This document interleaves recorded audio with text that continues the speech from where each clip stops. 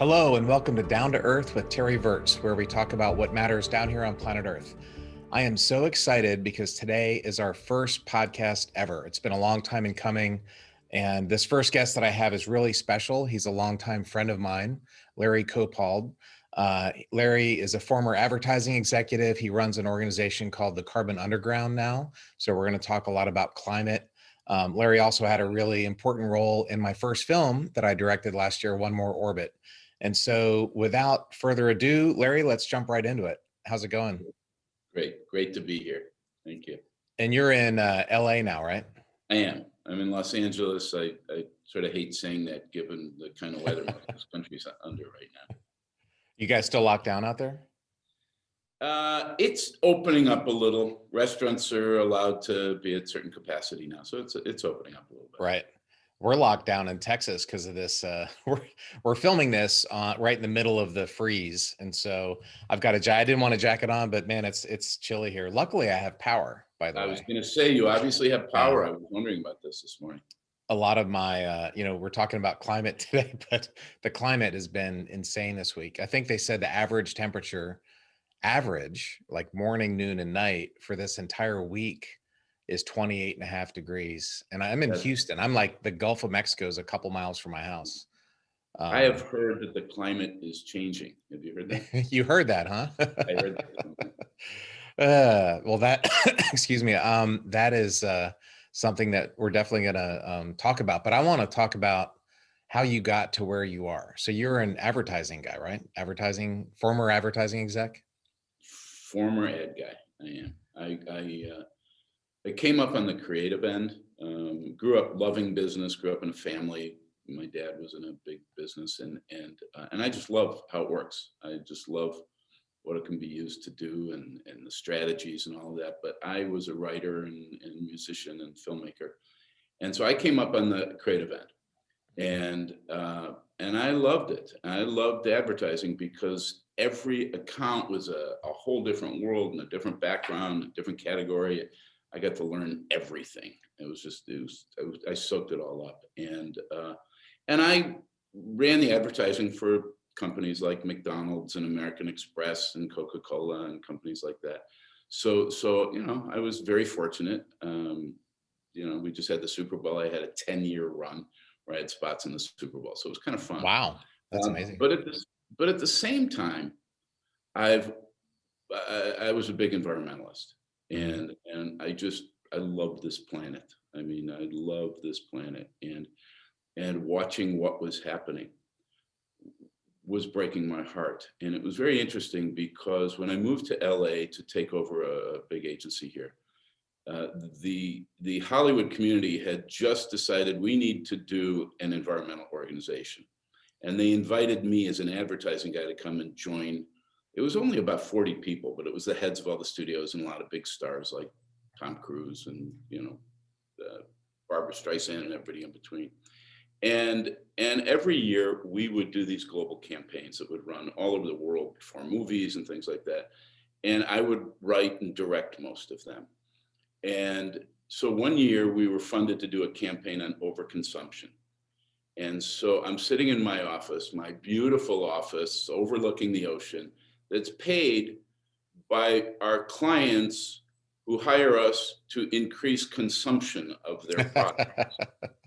And I was sitting there at 10 o'clock at night working on this campaign to get people to consume less. And I said, you got to make a choice. And I did. In that moment, I said, I have to get out of advertising the way I'm in it. I want to apply whatever, experience or skills or whatever I have to helping the planet.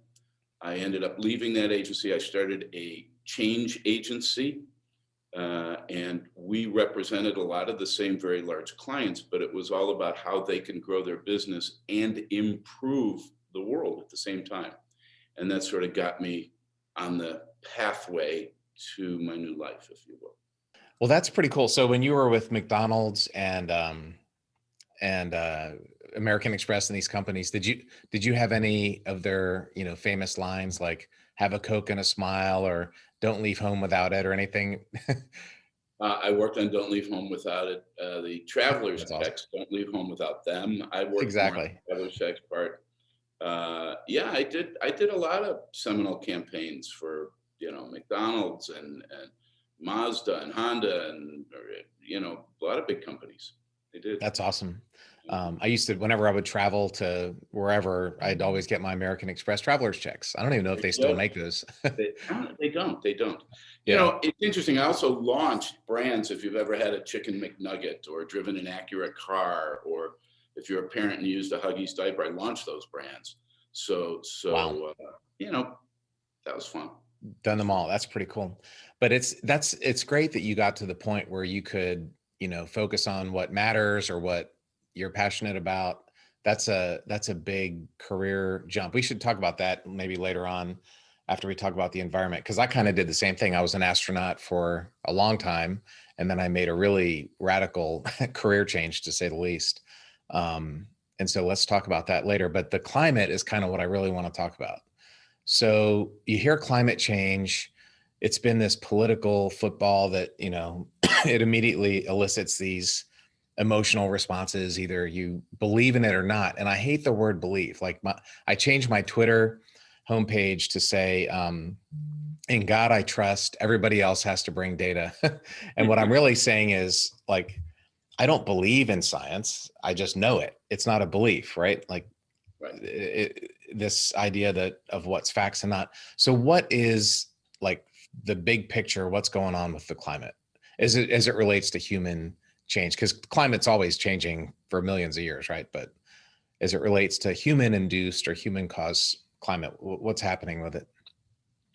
So I guess the best way to answer that is we have put too many greenhouse gases up in our atmosphere too quickly. Now that's an interesting way of saying it. Mhm. Right now we're at 416, 17 parts per million carbon in our atmosphere. And people don't realize that the planet has been as high as 7,000 parts per million. And each time that happened, now that was before humans were here, it was during volcanic periods and things. But each time what happened was nature said, well, that's too much, should be about 280. And nature said, that's too much. I'm going to ramp up photosynthesis. I'm going to draw that carbon back down, put it in the soil where it's going to grow more plants, and abundance takes a leap forward. The problem we're having right now is nature isn't doing that. And I think that's what we're going to talk about today, why nature isn't doing that and what we can do to help her do it again. Right. It can't keep up with the rate of pollution. You have a great analogy. I've heard you use this before. The numbers you're talking about are 280 and 400. You know the analogy I'm talking about. Yeah. Can you share that, the I do. doctor analogy? Sure. So if you go up to 100 people on the street and say, what's the solution to climate change? About 99.3 are going to say we have to reduce emissions, right? We have to get to carbon neutral. And they're half right. So let me explain it by using the doctor analogy. If a patient walked into a doctor and he weighed 400 pounds and he had diabetes and he had heart disease, and the doctor examined him and said to him, you know what we have to do? We have to slow down the rate at which you're gaining weight. That guy's going to die, right? Well, Right. if your strategy is reduce emissions to solve climate change, we're not going to have a great end to that scenario. And let me explain why. There's something called legacy carbon. That's the carbon that we've already emitted that is up in the atmosphere, degrading and changing our climate. And there's something called the climate lag, which means when we have an emission, our cars, our heaters, or whatever, when we emit greenhouse gases on Earth, it takes about 35 to 50 years for it to get up high enough in the atmosphere where it starts to do its damage, which means that the climate change that we're experiencing today is a gift from our grandparents and some from our parents. But it also means that the greatest amount of emissions, which have happened in our lifetime, hasn't even begun to do its damage yet.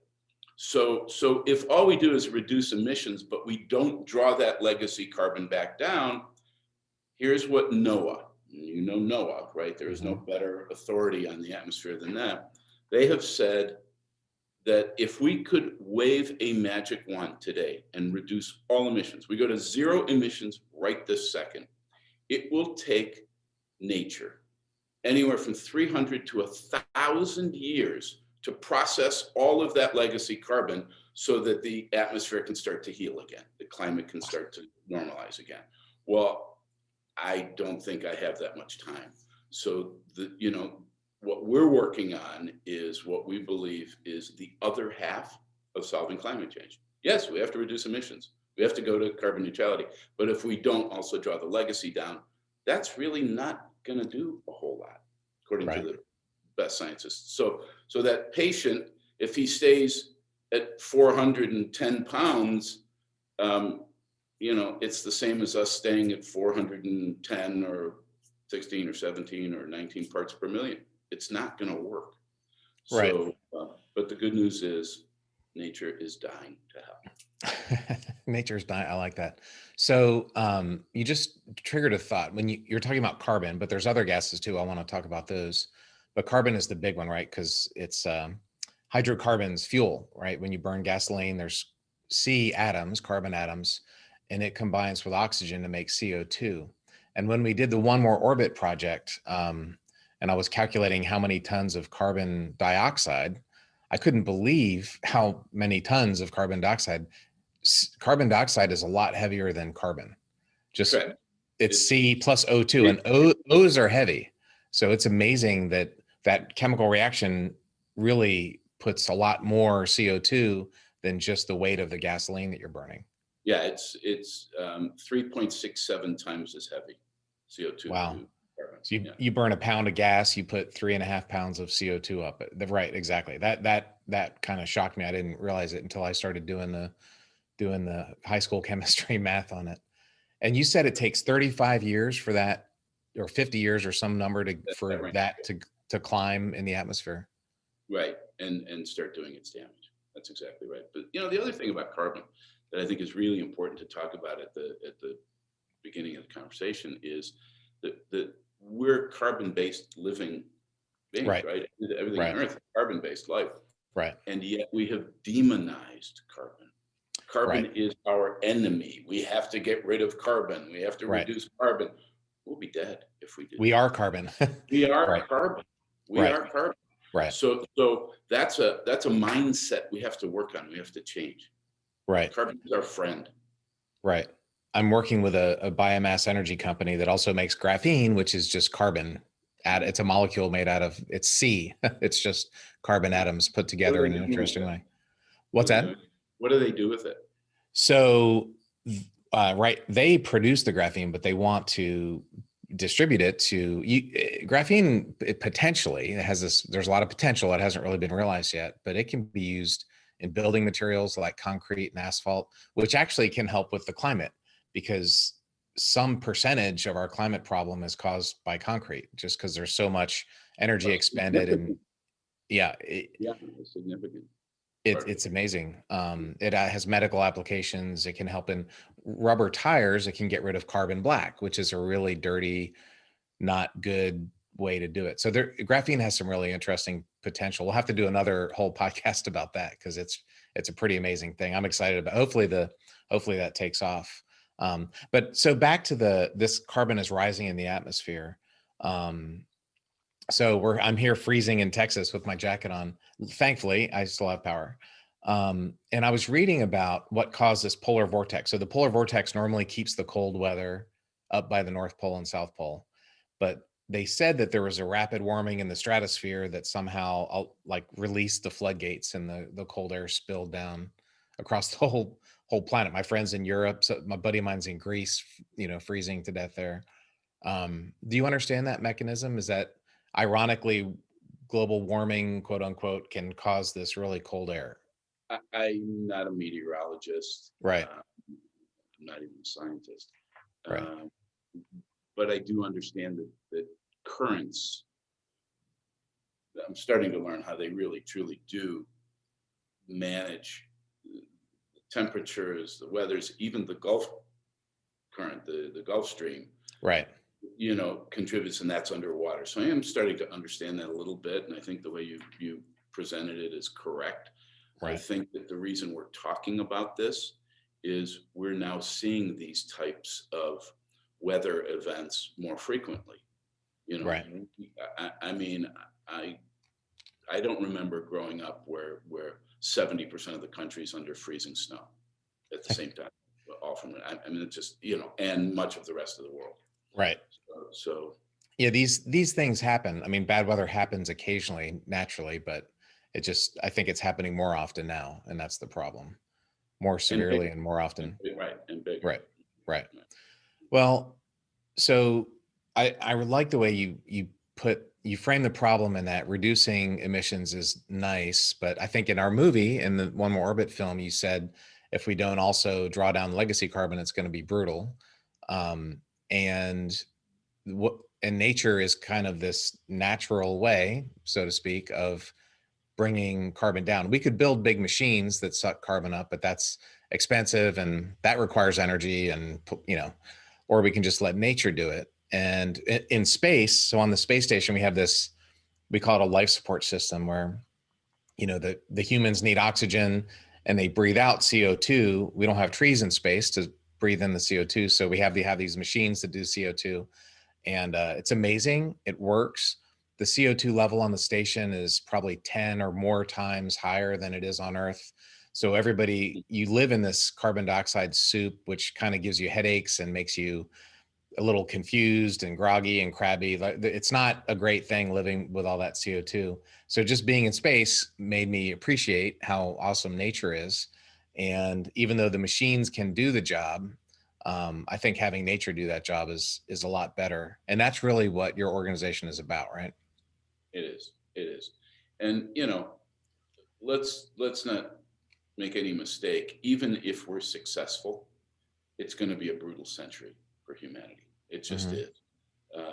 We're not going to flip a switch and go to zero emissions and draw down legacy carbon overnight. A lot of the stuff is already baked in, what's happening. But we do believe that we can literally reverse climate change if we do all this, not just stop it, but reverse it and restore and repair the elements of it. Get back to 280. Yeah. Oh yeah. Get back to 280. And it's an everything on the table approach, but the numbers show that we can do it. I should probably point out that you brought up geoengineering, and geoengineering will be part of the solution. What's that? The building the big machines in the sky that Oh, scrub carbon okay. out and turn it into Right. concrete or any of those things. But here's the thing: the reason geoengineering is probably going to be a decent part of it is technology gets funded. People look at technology as the thing that's going to save us from everything.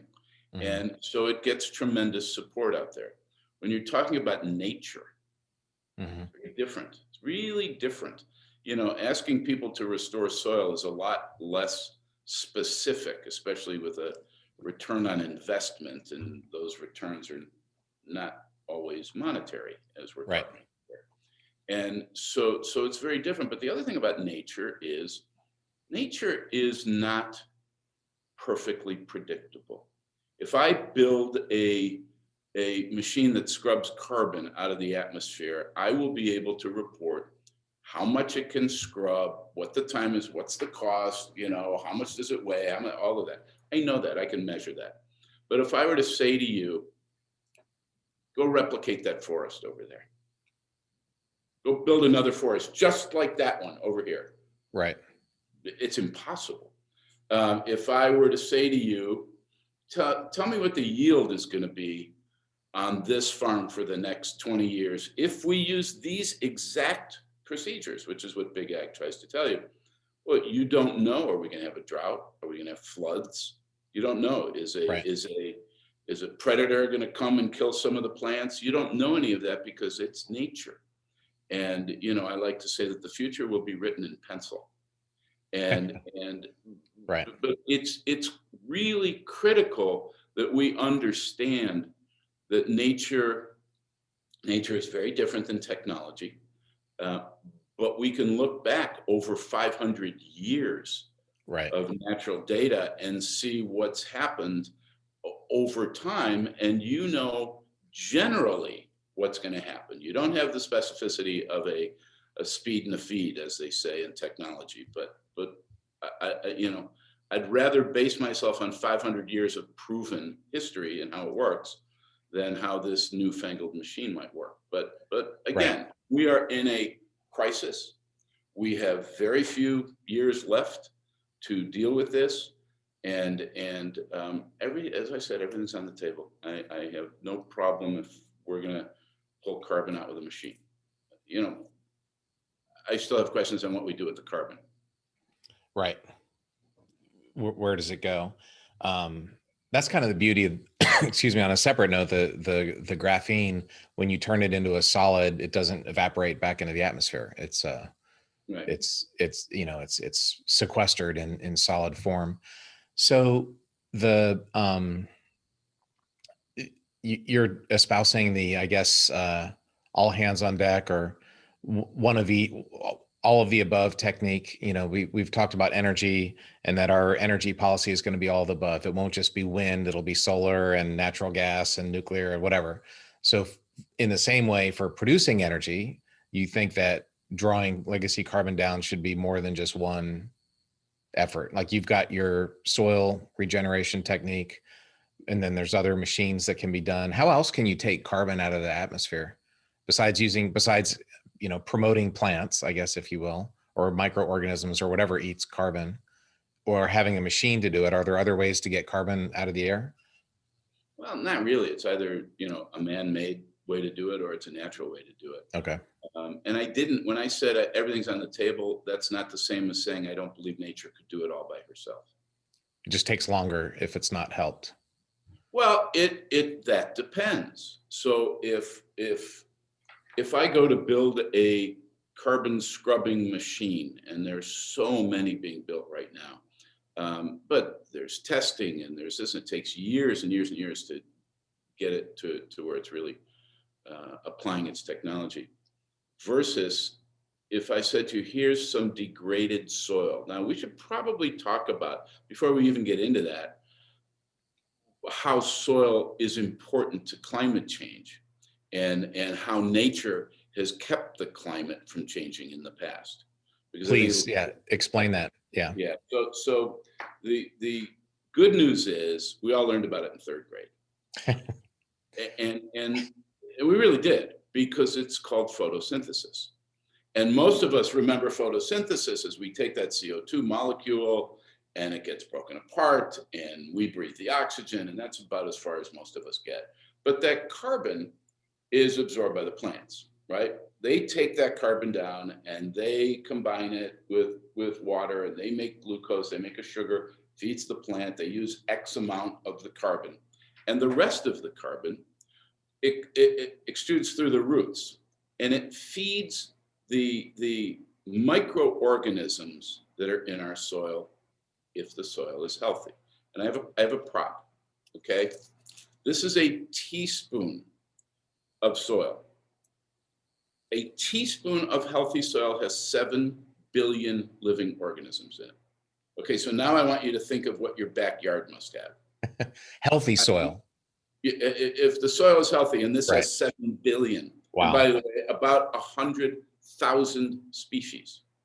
Wow. Okay, in here, 100. So remember that earlier part of the conversation where we said we're all carbon-based, all life form is carbon-based. Right. Well, what do these guys need to live?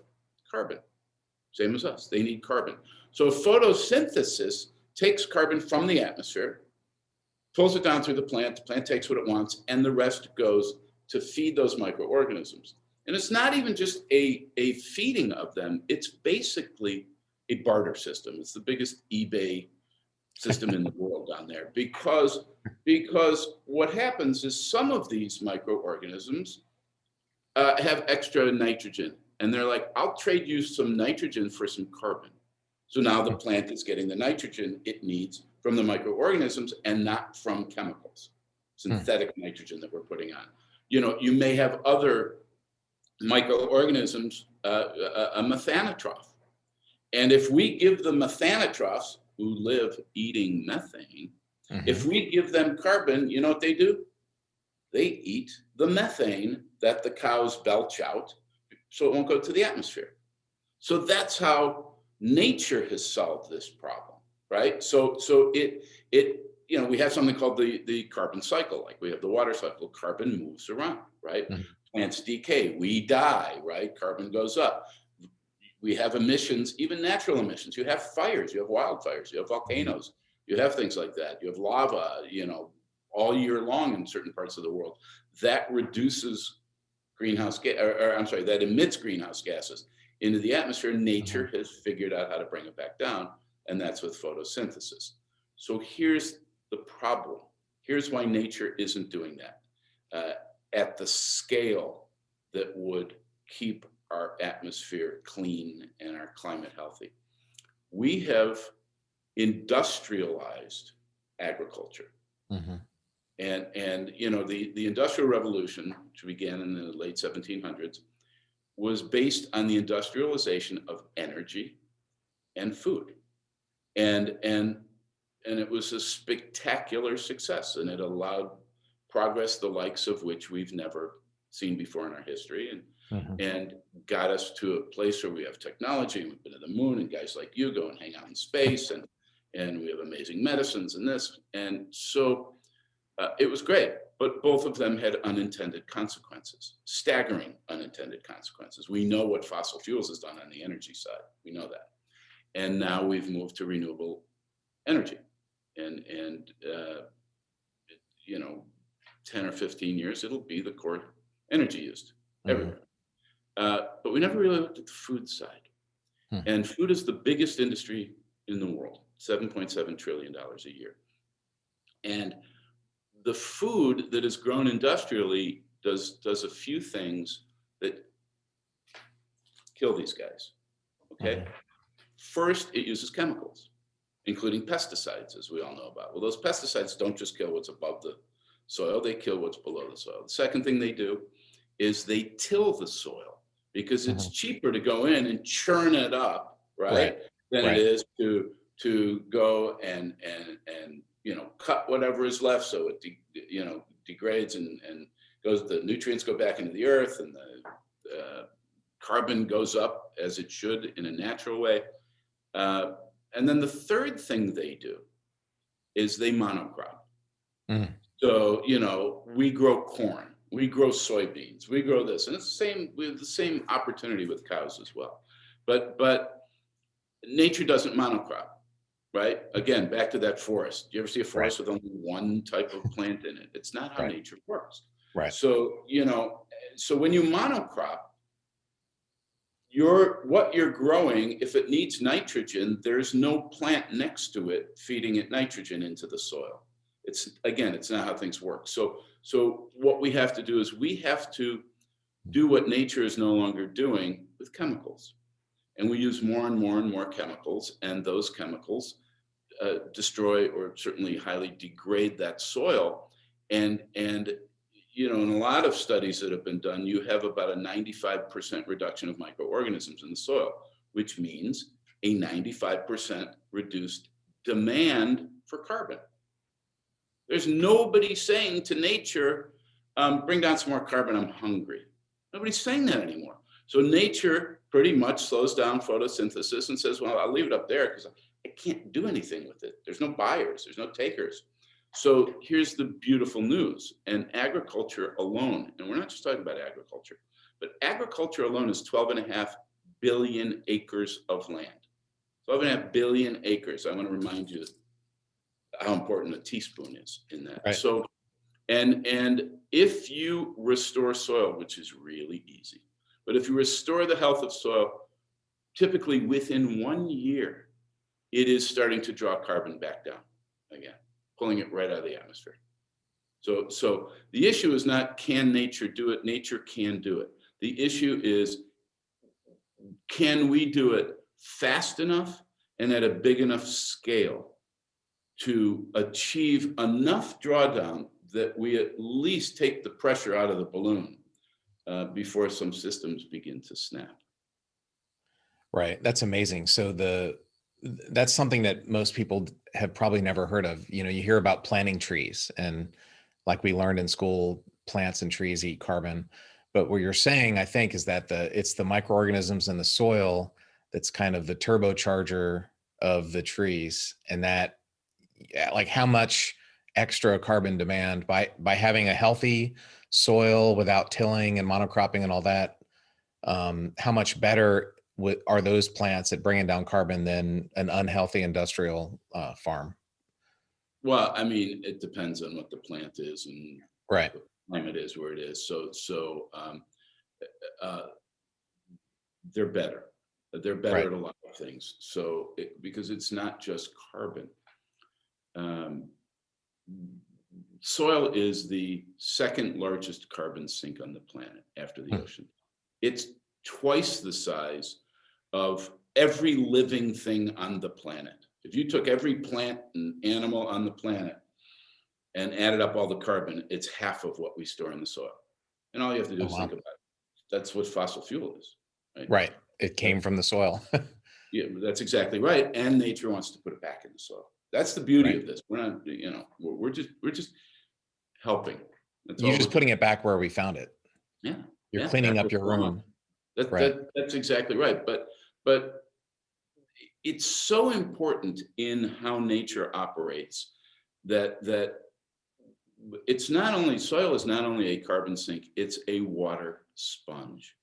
Hmm. And this is really important in a world that is quickly running out of fresh water, right? As we all know.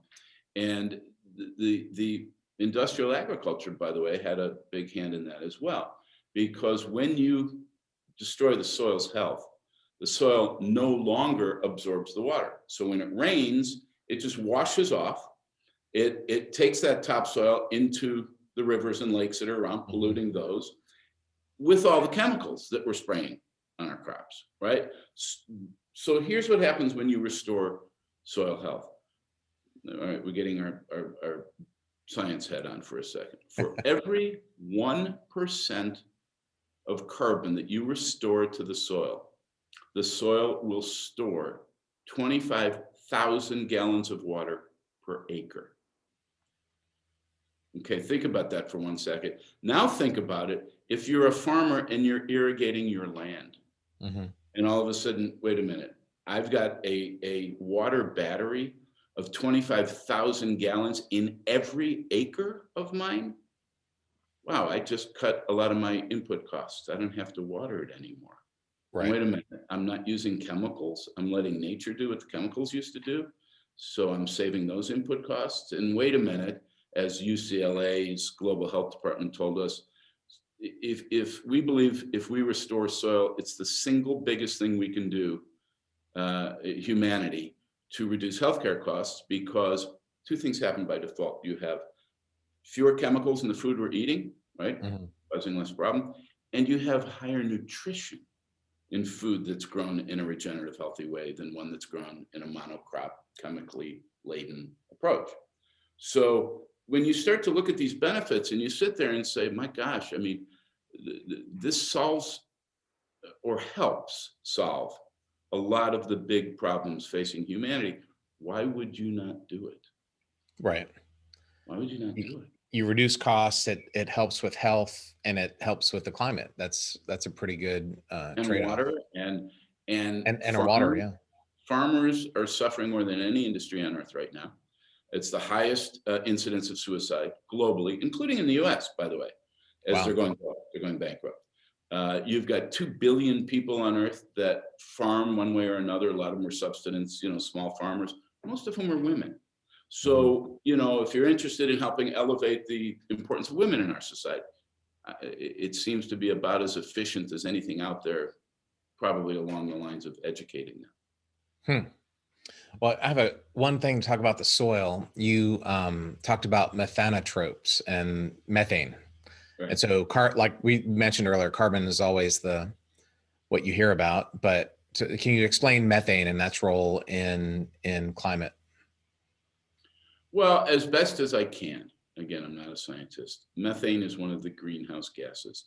It is an extremely potent one.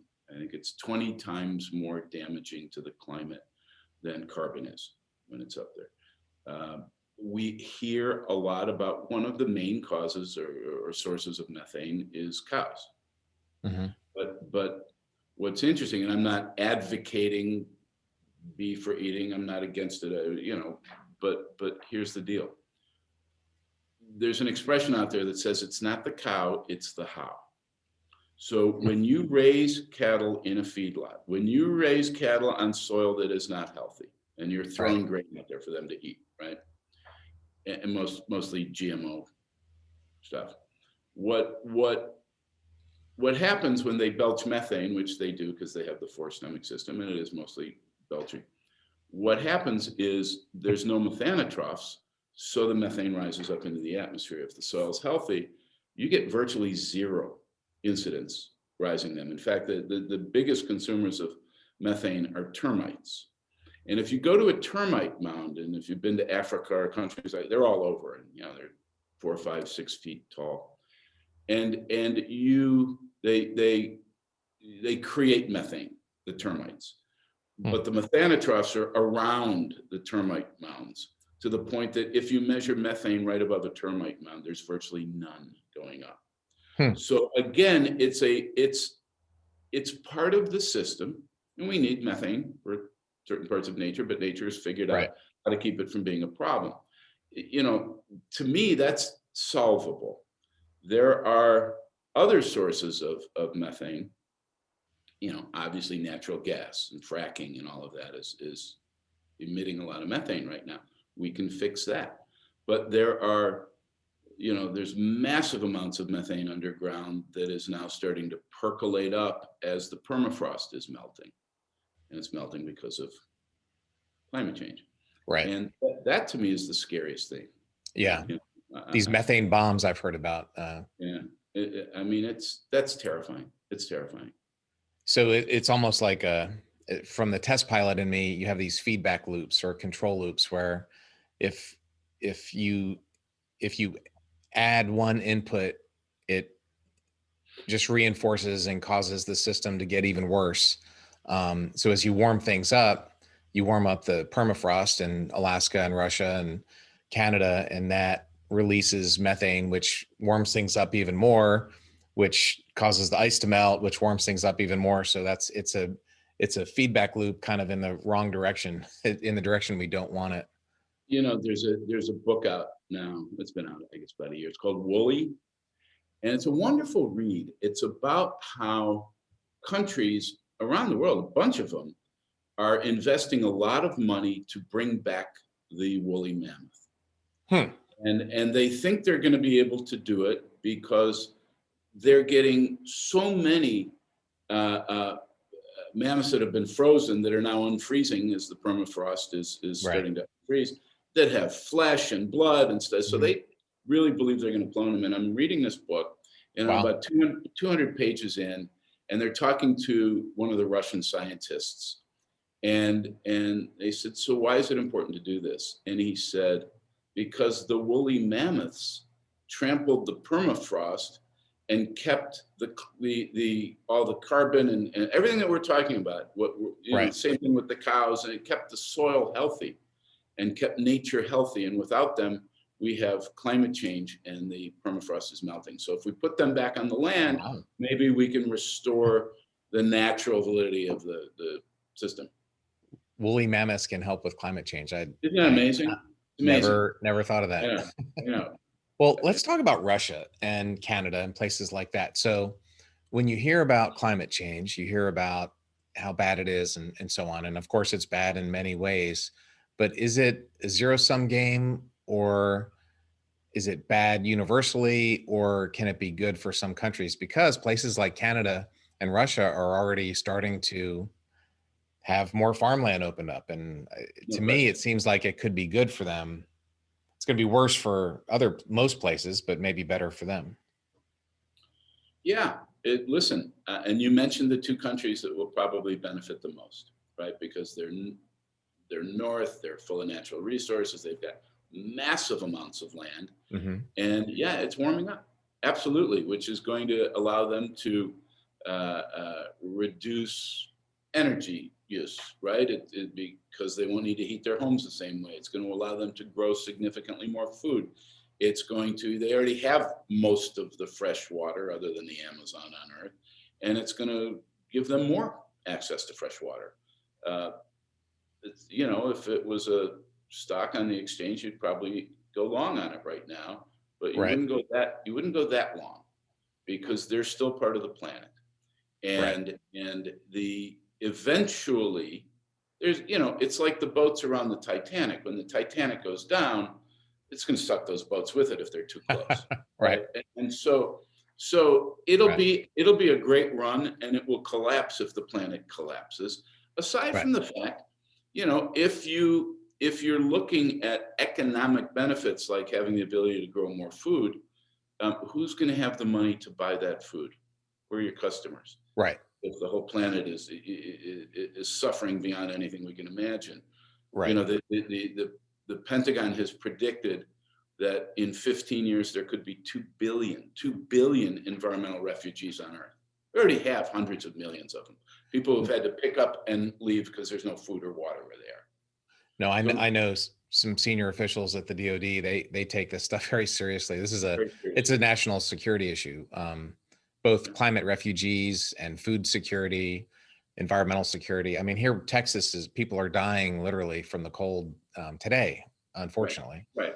And so it's something you want to get right, and you don't want to ignore it until it's too late. So let's talk about that. So we have a new president now. We're back in the climate or the Paris Climate Accords.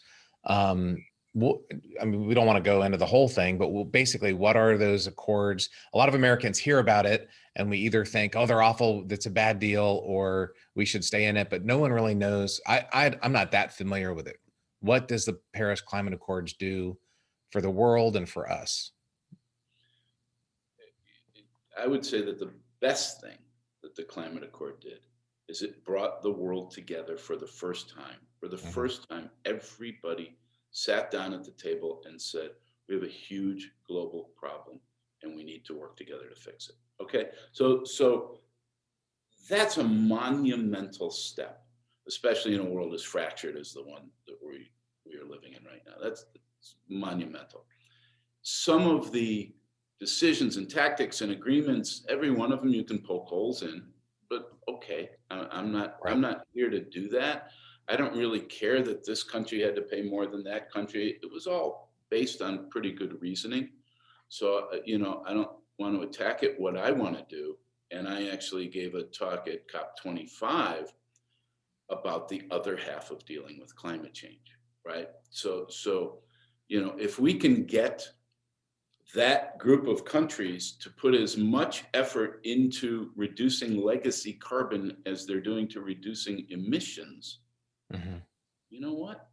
We might just be okay. So the fact that that's pretty profound. I'm sorry, say that again, because what you just said was really a big deal. Paris is mostly about reducing emissions.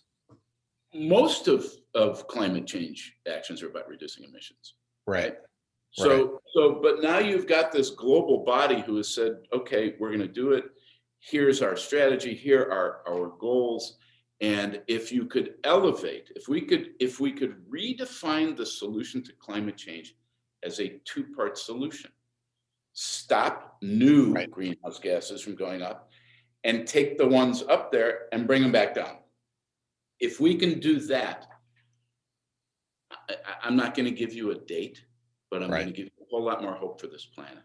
So the fact that they're already on the path of working together, the fact that the U.S. got back in is so important because of what it says to the fact that it may get done. We sit here and we like some of us will say, well, China's not, being required to do what we are, or India, and there, so it's never going to help them. We're the biggest economy in the world, right? Still, and if we're sitting on the sidelines, it just gives everybody license to not do what they agreed to do. The world is not going to move in the right direction without American leadership in general. Like you can complain about this and that, but we really should be the adults. We should be the big boys, and lead is what we need. Unfortunately, this process of making a deal and then pulling out of it and making a deal, the rest of the world notices that, and they're just not going to trust us again, because maybe this administration wants to be in a deal, but who's to say that the next administration isn't going to pull right out? We've damaged the trust in America really profoundly. Yeah, we have. Because of our willingness to just pull out of things that we jumped into. Right, right. So our what doesn't matter the same. You're right. But American leadership is important for anything. If you want to do arms control, or peace in the Middle East, or climate, we need to have a functioning democracy. We need to have the functioning democracy for the world to look at, to lead, I think. But one of the things about Paris that you hear a lot is this 1.5 degrees Celsius. I think most people have probably seen the number. The target is 1.5 degrees. Can you explain that? And recently, some of the news that I've been reading is that the whole 20th century, the temperature didn't even rise 1 degree. It was just kind of barely creeping up. And then in recent years, that curve has bent, it seems like. So Can you talk about that a little bit? Yeah. I'm always going to preface it with, I'm not a scientist. But neither am I. I'm just a fighter pilot. Basically, what scientists have determined is that if we go above another 1.5 degrees Celsius, the natural systems are going to be so taxed by the heat and the pressure and everything that we've done that they're gonna snap. And let me tell you what that means. Because I was with some of the scientists who wrote the IPCC study, the UN's study on climate change. Explain that a little bit, the acronym. The Intergovernmental Panel, on Climate Change is basically, and I believe it began as a UN-based effort to get scientists to do ongoing reports on the conditions of climate and the planet within it. And it's considered to be the report that comes out. And and it's written by some of the scientists whose names because they're the superstars on climate. Right. And I was sitting with some of them, and it's really why we started the Carbon Underground, because they said to us, it was a private small group, and they said, we have 15 years left. This was 7.5 years ago. So they said, we have 15 years left at the rate we're going, and then it's too late because natural systems will begin to snap. And I said, so what does that mean? And Tom Guro, who's a brilliant scientist, said, well, imagine if the evaporation or transpiration, if that system stopped working over North America. And I said, well, everything would die. And he goes, yeah, stuff like that. So which is the objectivity of a scientist you can only love. Right. And so they were all saying we have 15 years left. They literally said, look, Congress knows this, the UN knows this, Parliament knows this. The reason nobody talks about it is because it will create a global panic. If you talk to any of those scientists today, they will still use a terrifying time frame, but virtually every one of them will then go, but there is this thing called drawdown that could mitigate that statement. Mm-hmm. They're getting it, some of them are leading it, and I think that's the real power. So we didn't start the Carbon Underground because they told us we had 15 years left. We started the Carbon Underground because of new data that was emerging around the world saying there's a relationship between climate change and the health of our soil. Now, I'd been on the boards of Greenpeace and 1% for the Planet and Oceana and these, big, environmental groups. I thought I knew something about climate change. I was humbled to learn I didn't really understand what was causing it, because it's not really the fossil fuels. Yes, we have to get off them 100%. But as I said earlier, nature has a mechanism that brought our parts per million down from 7,000 to 280. She can certainly go from 400 to 280. Why isn't it working? And if there's a way we can rekindle that while we're reducing emissions, you know what, got a shot here. So that's what happened there. So, and as far as the 1.5%, Degrees. again, Yeah. it's degrees, right? Thank you. It's life as we know it. We're not all going to die when that happens, but life's going to get harder and harder, and resources are going to become, less and less available. But something really interesting that backs up what we're talking about. I'm sorry, I'm going to put my glasses on for a second because I want to read. So, Okay. just recently, the proceeding of the National Academy of Scientists, which, along with Nature, is probably the most important resource for science, where the white papers, the peer-reviewed white papers are released, came out with a study on the Amazon, where they took this gigantic area of Amazonia, which has, a quarter of the fresh water on Earth, and it's called the lungs of the planet for the amount of oxygen it gives us. And they said, we want to do a study on the soil to see the impact of agriculture on the temperature of the soil. And what they found was, if you compare healthy land in the Amazon, that's pretty much, it's either natural or it's being managed by indigenous people in a way that keeps it healthy and ongoing so that it will continue to provide for generations coming, versus large scale commodity agriculture, where they've cut it down and they've, planted large commodity crops. What they found was that the soil under the industrial agricultural practices was 3 degrees warmer than the soil over there. And by the way, had significantly reduced rainfall. 3 degrees. Now, think about, we have a planet covered in water and topsoil. The oceans are warming. We all hear that. It's the biggest carbon sink in the world, and it is so overfull of carbon that the coral reefs are dying, and the heat that's going to percolate up someday is pretty terrifying. But relating to what humans can do with the land right now, talking about a 3-degree difference.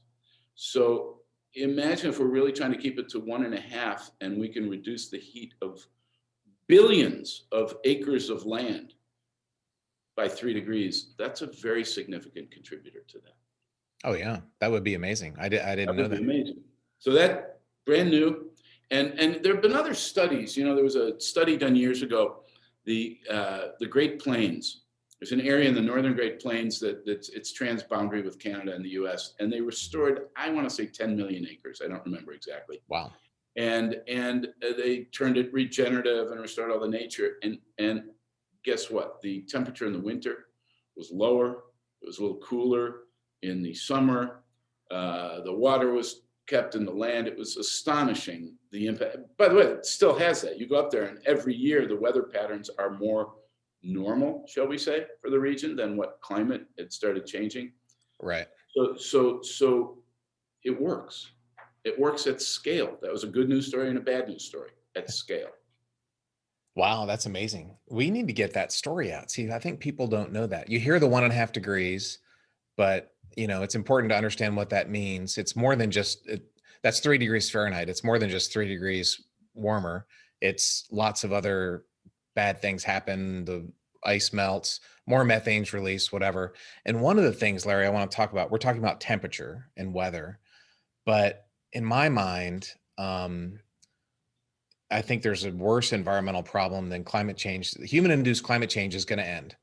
We're not making any more fossil fuels, and it's going to take centuries, maybe 1,000 years from now, or whatever. Eventually, we'll get back to normal because we're not making any more dinosaurs, right? And when you see the Earth from space, you have this perspective. I got this perspective anyway, that, man, that planet's been around for 1 billion years. We're just a blip right now. So what we're doing right now is not forever. It's not permanent, except species loss. Right. That's permanent.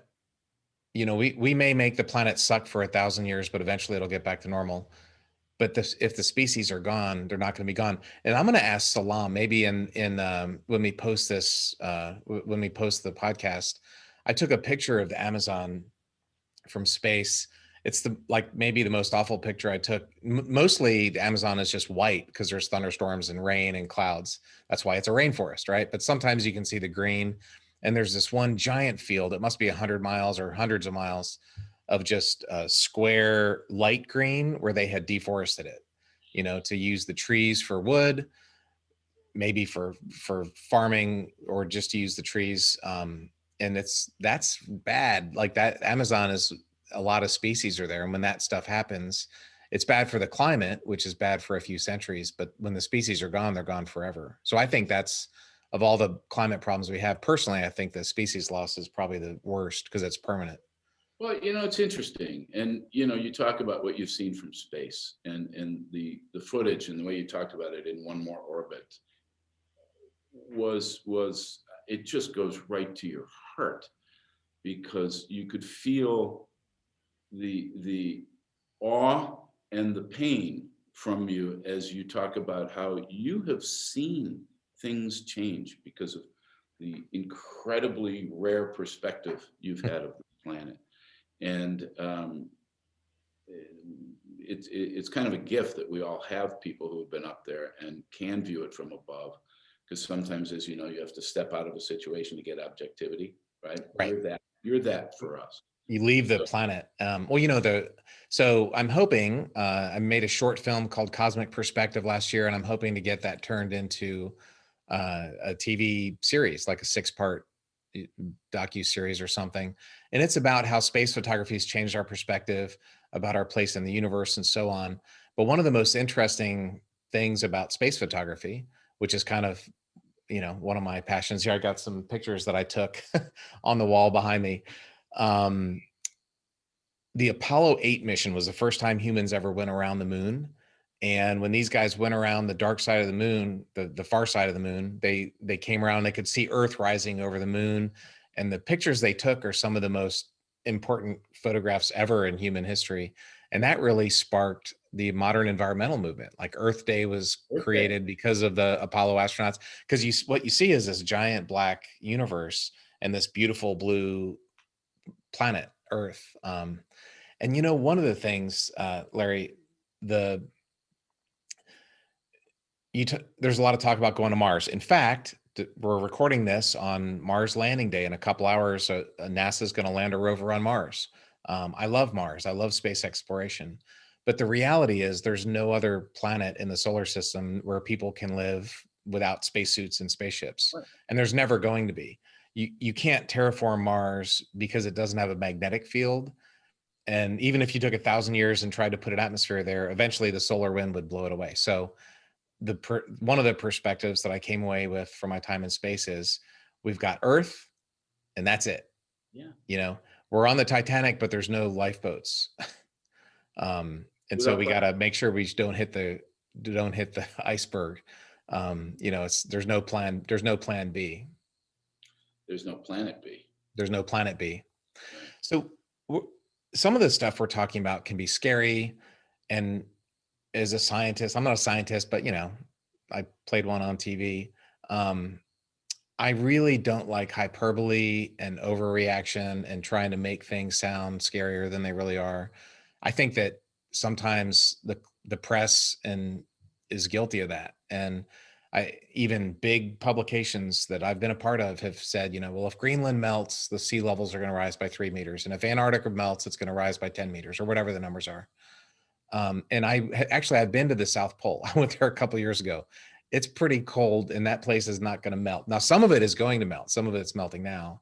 Right. But I think if we over dramatize things and make them sound worse than they are, then that gives kind of a lot of people are going to just ignore what you're saying. So I guess I don't know what I'm saying here. The question for you is that we have to be really careful that we don't exaggerate, because if you exaggerate, then people will have legitimate ammunition to say, well, we can't trust you because you're not saying that. So like, is Greenland going to melt? Is Antarctica going to melt? Or is that, I think parts of them are melting, right? We know that. Right. So a couple of things. I'm a advertising guy. So I'm Yes. prone to hyperbole. And I know that, and I get very excited about what's possible. Right. Um, that being said, we all have to be careful, to your point. We really do. I'm not promising that there's a panacea out there that, Right. quite frankly, might make a difference in the lives of anybody, over 25 today, because it'll take a while for things to start to kick in. Right. Um, I like to describe it as, basically, if we're successful, we humanity, with dealing with climate change, given what's already baked in, it's going to be here's a metaphor you'll get. It's going to be a really rough landing, but it's going to be a landing. We're going Right. to land. Okay. Right. So, and the next century is going to be tough. It just is. And, Right. and so many of these things are already in movement. You mentioned glaciers.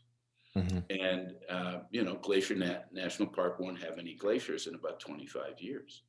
Wow. Just this week, there was a tunnel collapse in India that killed a lot of people. Mm-hmm. And it collapsed because of the water runoff from the melting glaciers in the Himalayas.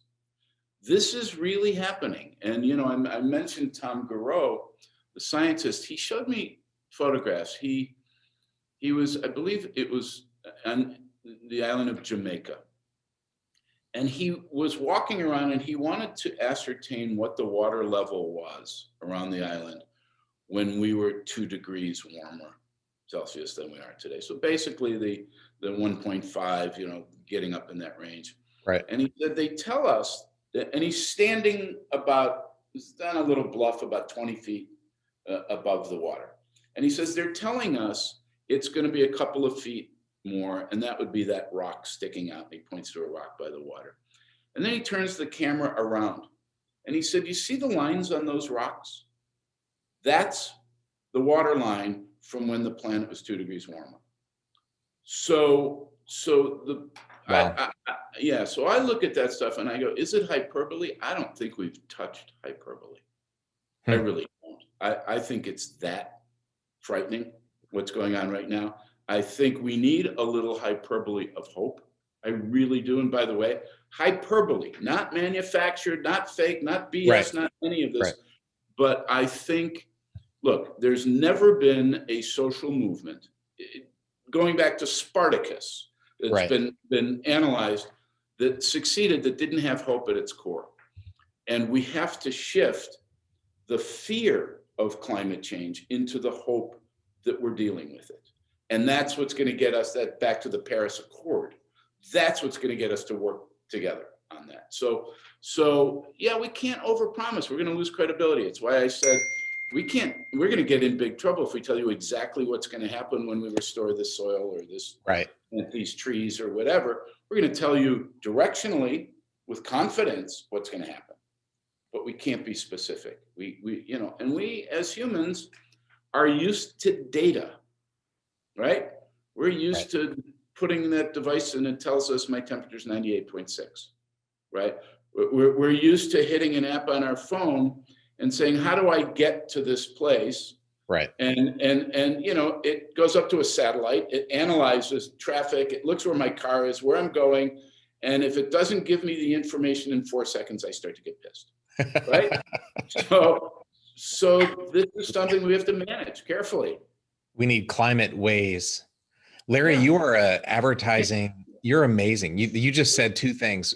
We haven't begun to touch hyperbole, and we need a hyperbole of hope. You should get into advertising. I think you could come up with some slogans. I loved advertising. I just want to, You're using it for good. You're using it for good. Right way. Exactly. Yeah, exactly. It's amazing.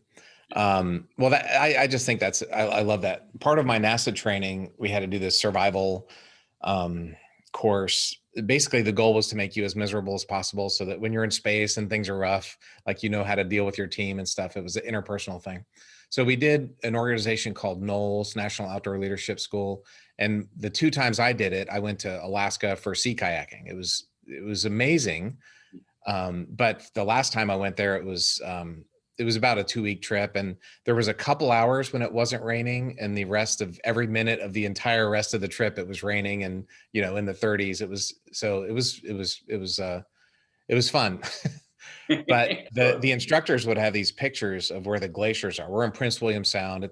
Alaska's the most if you've never been, save up some money and go to Alaska. It's unbelievable.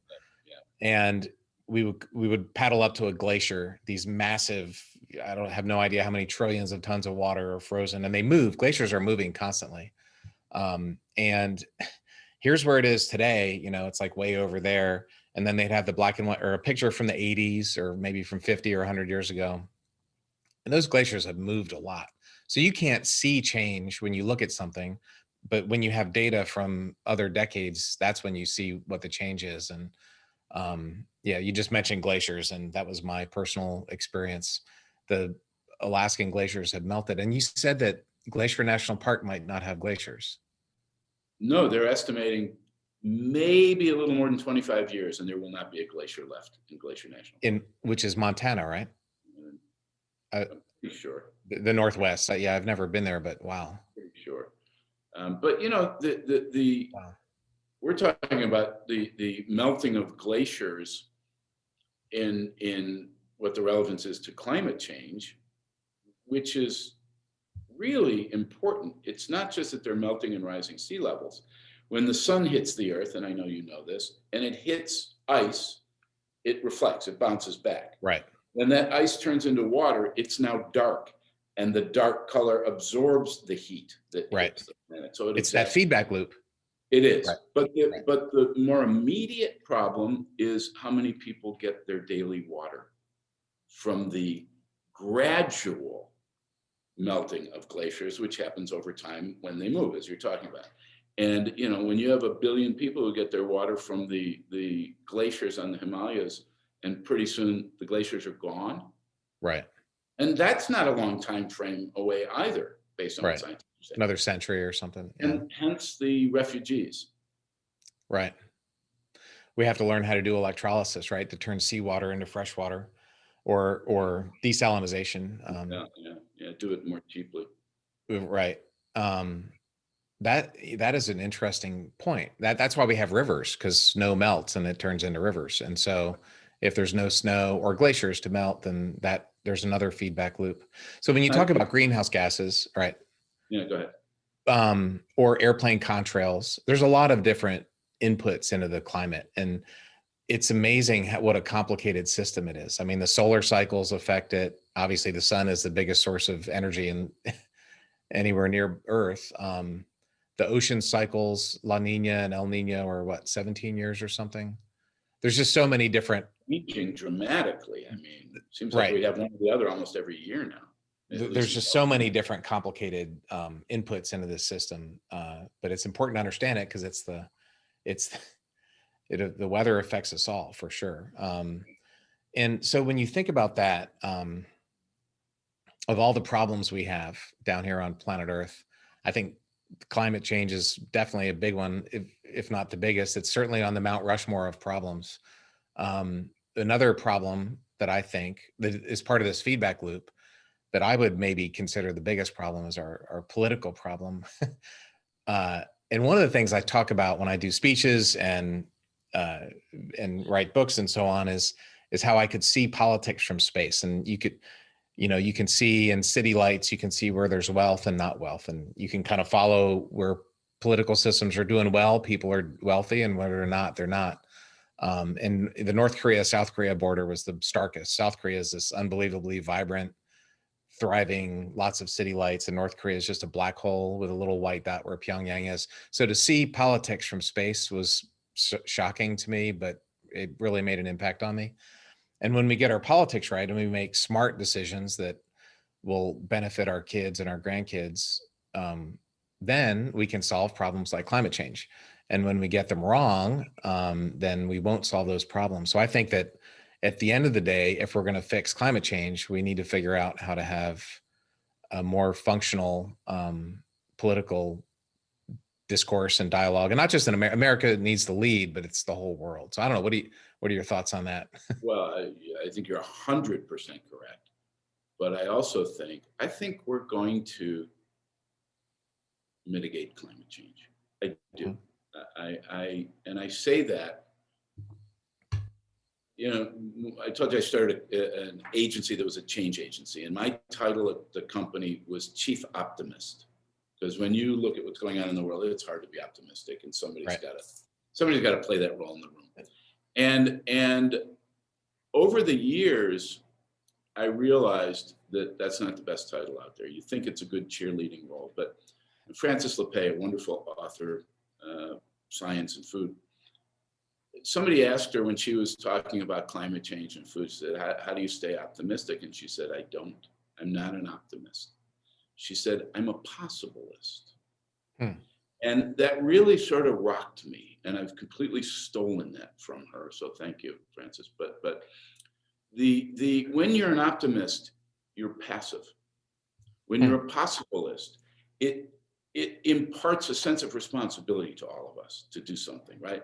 And I believe right now I'm working hard as I can, along with other amazing people around the world, on the possible result of restoring soil and drawing down legacy carbon, while others are working on reducing emissions. And as I said, we land the plane. And I do believe it's going to happen. I mean, part of me has to believe that, but I do. I just think human beings, I don't believe we're going to go to 9 or 10 billion people before we go to 5 billion people. I think the population is going to go down, but that's my belief. But I think it's going to be a rough century. But I think we're going to get there. And I think when we do, it's going to change the world the way you were just talking about. It's going to change the people of the planet, the politics of the planet, because there's no way we do this or succeed if it's not working together for the most part. And if we work together, and that's governments and business and the public, if we work together and solve the greatest existential threat humanity has ever faced, wow, what else you got? Seriously. That would be amazing. I love that thought that you just said. You're a quote machine, Larry. If you're an optimist, you're passive. And that's so true. Like, Yeah. I call it a curse of being a realist. Like, I just can't be blindly optimistic. And that's exactly right. It's like you're rearranging chairs on the deck of the Titanic. I would rather be trying to get the boat, trying to fix things than just being, this is great. While the plane crashes down. I love that quote. If you're an optimist, you're passive, so be a possibilist. Yeah, I mean, that's amazing. It's harder, you got to work harder, but knowing what's possible and not taking advantage of it, shame on us. And I think we'll take advantage of it. I really do. Yeah. Well, your organization, the Carbon Underground, gave me so much hope, because climate change just seems like this. We're all doomed and we're all going to die. And you have hope, like what you're doing. It actually gives you hope to solve the problem, which is pretty amazing. So we need to take this to the United Nations, to the State Department, or to get this implemented globally, get your solution implemented globally. I know that's what you're doing, right? You've had some, you want to talk, is there anything you can talk about? First of all, it's not our solution, it's nature's. There you go. And she's figured it out. Okay, it's that simple. We just have to get our foot off of her throat and let her do what she can do. So what the Carbon Underground does is, excuse me, we spent many years spreading the word, spreading the science, bringing people together. We had the very first meeting of the scientists working on soil's relationship to climate we produced, and it was scientists from 23 countries that had never met each other, never really, shared this kind of stuff. And so for many years we did that. We brought it to corporations, we brought it to governments. And now that this message is out there. Again, if you look at the food industry, most of the big food companies are now looking at their supply chain, which was crumbling at the front end because of our soil's decay, because of what we do to it. And they're going, I can't run a food company if I don't know where my ingredients are going to come from, what the price is going to be, how many pesticides are in? Is my farmer going to be here next year or not here? So they're looking at this as not only a way to help their supply chain, but eventually, once the science or the soil health is restored and nature is supplying the inputs you need, whether it's irrigated water or nitrogen or any of those things, your input costs go down tremendously. So a lot of people say regeneratively grown food, and we're talking about regenerative agriculture, there should be a premium like there is for organic. Our position is, and by the way, that's to help the farmers, okay? Our position is there shouldn't be a premium for regeneratively grown food because all food should be grown regeneratively. Right. Right. And if we're going to charge more money for it, we can't afford that. So where the benefit to the farmer should come is the reduced input costs means his costs go down. So if he's still producing the same amount of food, which you have much greater food security with healthy soil than non-healthy soil, right? So you're still going to grow food in a drought because of that water battery we talked about. Mm-hmm. So his costs go down, his income stays the same. He makes more money. He or she makes more money. So there almost should be a tax on industrially grown food because of it hurts us all in many ways. People have talked about, like, you have a gas tax at the pump. Right. Or cigarette tax or carbon tax. Right. But again, I don't think our goal is to say to the rich companies making a lot of money doing the wrong thing, pay some taxes and you can keep doing it. And I don't mean that to denigrate. I just don't know that it's the right solution. Right. Carbon tax might be a little more direct, and maybe that's what you were talking about. But so when I want to go back to your question about what we're doing. And again, there's plenty of wonderful organizations, companies, some governments that are just doing great work.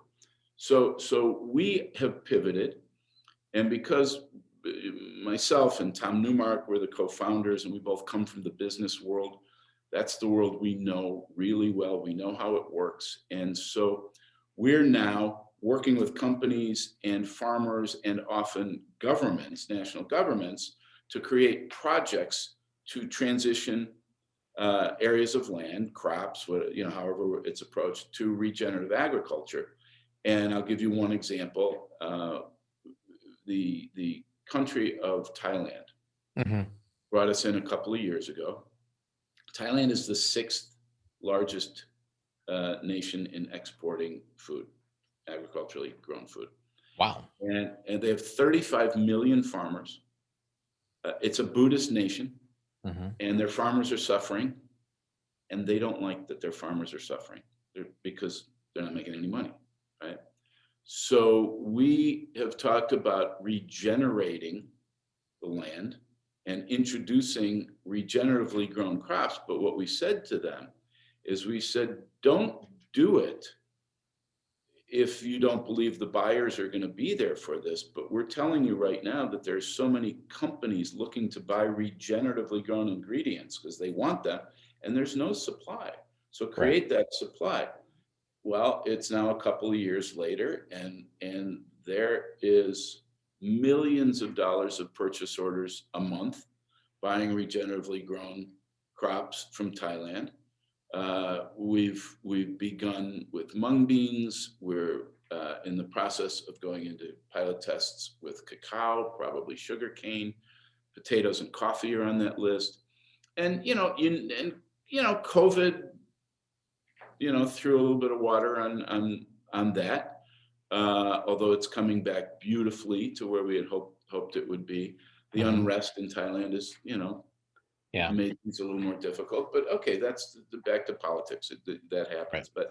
But we're hoping that Thailand can become a domino. It's big enough that if they really start to become a center for companies to come and grow and buy regeneratively grown ingredients, it's going to force the country next door to grow that way, and the country next door in the United States and Brazil, and we need dominoes. Right. We need tipping points. That's what we need. and we think we can get it. And we haven't talked about cattle, and cattle Mhm. is a spectacular opportunity to do the same thing. Restore the soil, input costs go down. You do get a premium for grass-fed, grass-finished beef today, uh, which may be slowing things down a little bit. It's still growing. I mean, there's holistic regenerative grazing everywhere now. Mhm. But when there's a premium at the consumer level, it keeps it from broadening until the costs go down. So, Right. but Right. again, there are 10,000 case studies of ranches that have gone from industrial techniques to regenerative techniques, and they're all making more money while So improving land. when I go to the grocery store, you're making me hungry, by the way. It's lunchtime as we're recording this. I need to go get some lunch. You go to the grocery store and there's organic food, Mhm. but I don't know that I've seen regenerative food. So is organic food helpful from the climate perspective, or is there a specific label for regenerative food, or how do Yeah, not customers yet, know? but there's a lot of people that are looking at doing so. Okay. It's really tough real estate to get, to put your logo on a package. A lot of companies are working on them, and you just have to have a standard. You have to have an organic where you put it on any package Right. and people know non-GMO. You know what it means. The Right. fair trade. You know what it means. Right. And so there are some people that wanted to say it's related to climate. Some people that wanted to say it's related to more nutritious food. So it's complicated. Right. But answering your other parts of the question, uh, you don't see a lot of the word regenerative in grocery stores right now because there aren't a lot of foods that can use regenerative ingredients because we're Right. just starting to grow them. You Right. can see them. If you go to buy Annie's mac and cheese, they have a line that uses regenerative ingredients, and it Hmm. talks all about it on the box. There are other, if you go to Epic, the meat jerky, the bars, Mhm. there's a number of companies out there. Mars is investing a ton of money into converting to regenerative techniques. The candy company, confection Yeah, company, absolutely. and so it's happening, and you're going to hear this word more and more. Now, as far as organic, and I eat organic, have for as long as I can remember, and as much as I can. I don't mean as much food, but you might think that. Uh, this is a sort of complicated dynamic going on in the food world right now because organic food is healthier food. It isn't necessarily healthier for the planet. So let me explain that. Most small organic farms are also regenerative. Mhm. They're treating the planet right. They're growing in a way that keeps their land healthy. Right. But when you look at the giant industrial organic farms, and there's a lot of them, they're monocropping, they're Right. tilling the soil, they're doing Right. all the things that we said you can't do. Right. So you can't assume. Except chemicals. What's the Yeah, you difference? cannot. No, absolutely. They That's the can't. difference, right? Chemicals. That is the difference. Okay. It's cleaner, it's healthier food. There is no question it's healthier food for you to eat. Right. And Okay. but and written into the certification process, there is a section, I think it's 204 and 205, that says you have to maintain the health of the soil. Hmm. But they haven't done a real good job of looking at that over the years. And they're doing a better job, but to us, all food should be grown regenerative. All food should be devoid of chemicals. It should be organic. Mhm. Of course we should do this. But one of the reasons, not one of the reason that we focus on regenerative is if you look at the organic industry, which has been around for about 70 years, the last 50 really started to build. Mhm. The amount of land used to grow all the organic food in the world is under 1% of ag land around the world. Right. So organic is not the pathway to restoring enough land to solve climate change, Right. right? Regenerative is. As I said, you can be regenerative and organic, but farmers have looked at, do I want to be an organic farmer for many years? A lot of them have made that choice. Right. I do, great. I'm willing to do all the work it takes to do it, and I'll reap the reward financially. But most farmers have said, not important to me. Doesn't mean keeping their land healthy isn't important to them. Right. And by the way, the financial implications, talked a little bit earlier about how we're losing topsoil, right? It washes off because the soil's not healthy and there's nothing keeping it in place. We have lost, according to the UN, as much as 70% of our topsoil globally. And this was 8 years ago, they released a paper saying we have 60 harvests left at the rate we're losing topsoil. And there's a farmer, and he's now in Kansas, Gail Fuller, who's just a wonderful guy. And he did an analysis of his, I think it was 5-generation family farm, which he lost. He lost the farm. But he did an analysis of the topsoil that had been lost due to the poor treatment of the soil, and what it would cost to replace that topsoil at today's price of what a ton of soil costs, if he could have trucks come in and replace it. And it would cost him $2.9 million. This is one farmer. So when you think about the assets of the 2 billion people growing our food around the world, washing away into the lakes and rivers, often taking chemicals, this is insane. Why are we doing this? It's just wasting money. Yeah. It's like owning a boat. You must own a boat, because Yeah. I never have, but everybody says that. The second happiest day of my life was the day I bought the boat.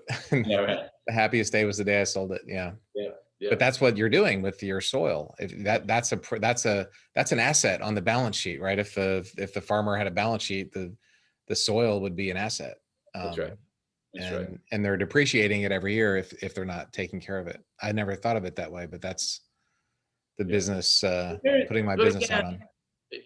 Back to what we're doing, I want to say that what we're doing, I think, is contributing to this transition.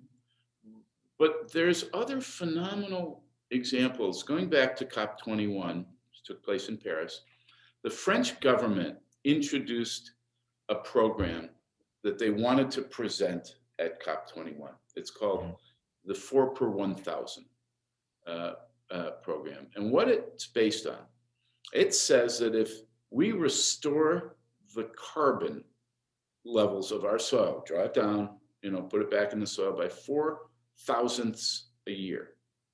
That's not very much, right? 4 thousandths a year.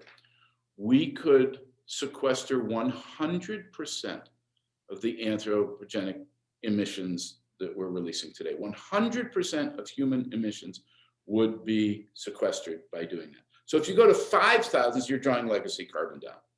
They were blocked from presenting it at COP21, and I'm not going to tell you what country did it, but you live in it.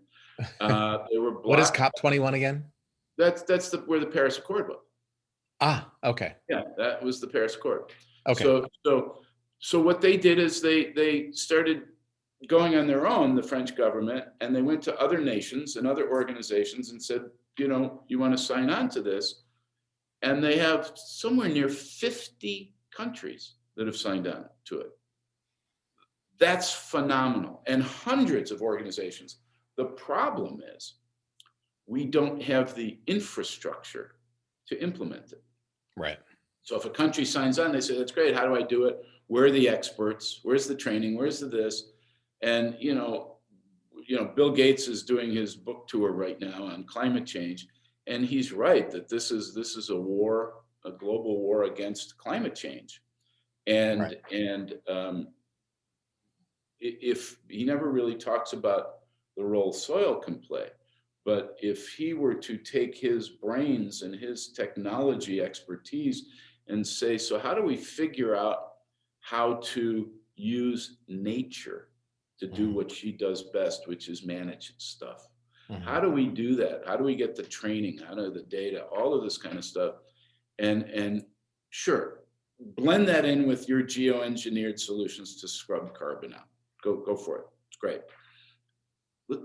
But we need, that's what we need the army to do. We need an army of people to go out there and train these farmers all over the world to do this.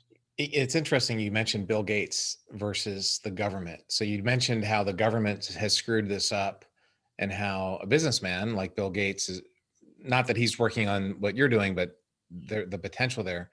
And I think if you can get the private sector, which by the way is not this monolithic evil organization of people, a lot of companies are doing a lot to try and help with climate, right? I mean, General Motors just announced no more gas powered cars. That's unbelievable. I mean, that is unbelievable. And so the private, what a change of administration could do to a company like that. well, I know, but so my point is, if we can make solutions that are palatable to the private sector, they can get shit done a lot better and quicker than governments can. Whose government's job is to keep themselves in power. That's basically the goal of a government throughout human history.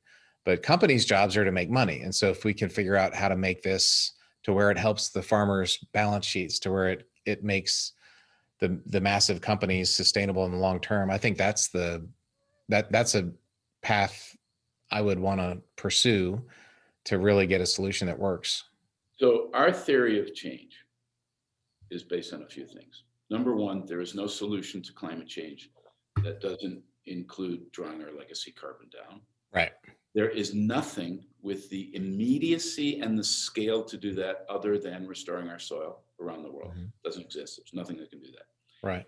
And that if we're going to go to push the levers with the most power, because we have to do it because we have so little time, by far, business, the private sector, has most of the power. And then second to that is government, and third is the public, the people. Although hopefully the people will elevate above governments pretty soon and put the pressure on. But right now, I mean, companies have 8 times the amount of capital governments have. They've got the supply chain infrastructure, and they have the motivation, to your point. Right.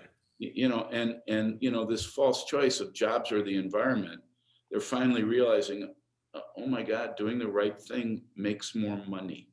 Right. And having a healthy population that buys food and that, Right. That's right. Right. So completely in sync with what you just said.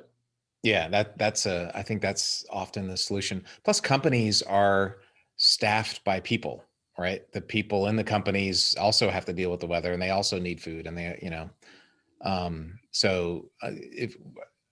I love that solution to try and get private sector involved. And again, food, which is most at risk by the deterioration of soil, is the #1 industry in the world. Fiber is the #3, also very dependent on agriculture for cotton and dyes and wool and stuff like that. Also dependent on it is the 3rd largest industry in the world. And the one in the middle, energy. So you're going to the people who are going to most either benefit directly, actually see a net increase in the health of their company, or they're going to see a decrease in the deterioration of what's providing what they need to run their company, right? So they're going to benefit from this. Plus, if you're a public company, you have to report by law on what the threat of climate change is to your company. Oh, really? The SEC requires that. Yes, you have to report on that. And it's kind of hard for companies to do that. They don't all want to do that.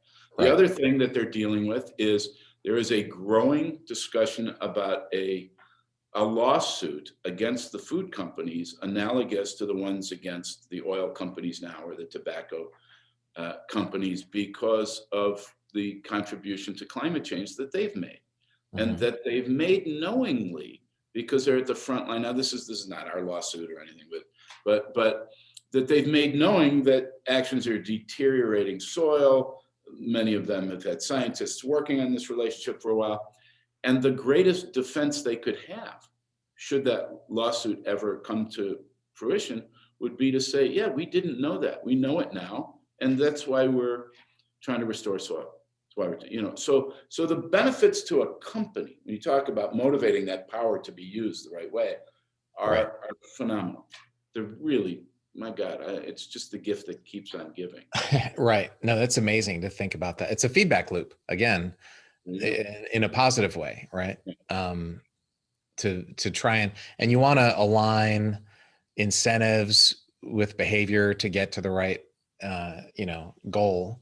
And if you're incentivized to do the right thing when it comes to regenerative soil use, then everybody benefits. So we need some creative thinking there. Sounds like the Carbon Underground is the organization to lead this.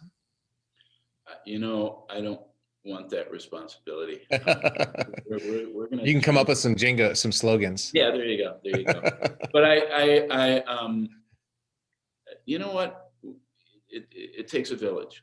Some politician said that a while back, and it's really true. And we work with the most brilliant scientists, the most committed farmers, the most committed companies out there. Right. It's we like to say we grow hope. Right. When you're growing plants, you're growing hope. But I wake up every morning. I used to wake up every morning more fearful of climate change, and I wake up every morning with more hope than I had the day before, because I know somewhere on this planet, land has been restored and it's going to start helping again, because it's just amazing everywhere. That's amazing, Larry. Well, let's end on that then. I mean, we'll end on hope. It's very cool. So thank you for coming on, my very first guest for the very first podcast. And this is an pretty important topic. It is. It's the only one in my book. It's the only one that matters. So, well, we're going to talk about a lot of different things. I'm going to talk about space and business and sports and especially film and TV. Film and TV is in my heart. We need to get a documentary done, I think, about the Carbon Underground. I would love to do that. Let's talk about it. We need to talk about that. There's good stuff out there now about the soil, but I think the other half of climate change is the story that needs to get out there. Right. We'll do the One More Orbit follow-on. There you go. We're in. How's that? All right. Well, hey, thanks again for coming on. This was great. Thank you, Terry. Yeah, it was fun. Thanks so much. All right.